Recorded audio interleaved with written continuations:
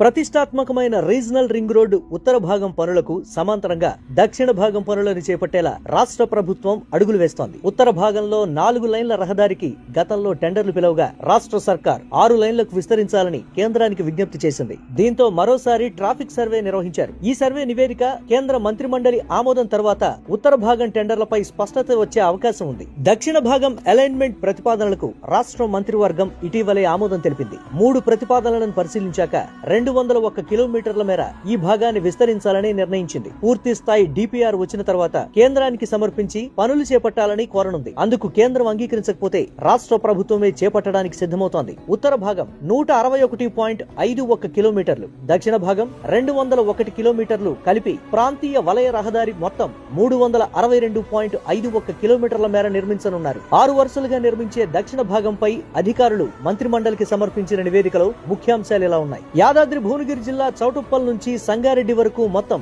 201 కిలోమీటర్ల రహదారిని green field express వేగా అభివృద్ధి చేయనున్నారు. యాదాద్రి భువనగిరి, నల్గొండ, రంగారెడ్డి, మహబూబ్ నగర్, వికారాబాద్, సంగారెడ్డి, నాగర్ కర్నూలు జిల్లాల మీదుగా నిర్మాణం జరగనుంది. సంస్థాన్, నారాయణపూర్, మర్రిగూడెం, కేశంపేట, బాలానగర్, షాబాద్ వంటి ప్రధాన ప్రాంతాల మీదుగా ఈ రహదారి వెళ్లనుంది. NH65, NH44, NH163, NH19, NH76 లను కలుపుతుంది. ఈ మార్గంలో ఎక్కడా గుట్టలు, కొండలను తొలవాల్సిన అవసరం లేదు. గంటకు 120 కిలోమీటర్ల వేగంతో వాహనాలు ప్రయాణించేలా రహదారిని అభివృద్ధి చేయనున్నారు. మొత్తం 55 నివాస ప్రాంతాలను ప్రభావితం చేసే ఈ రహదారికి 2010 హెక్టార్ల భూమిని సేకరించాల్సి ఉంటుంది. దీని పరిధిలో 2 రైల్వే క్రాసింగ్ ప్రాంతాలను గుర్తించారు. 22 ప్రాంతాల్లో విద్యుత్ HT లైన్లు ఉన్నాయి. ఇండస్ట్రియల్ పార్కులు, ఫ్యూచర్ సిటీ, ఆదిభట్ల, ఏరో సిటీ ప్రాంతాలను కవర్ చేసేలా ప్రణాళిక.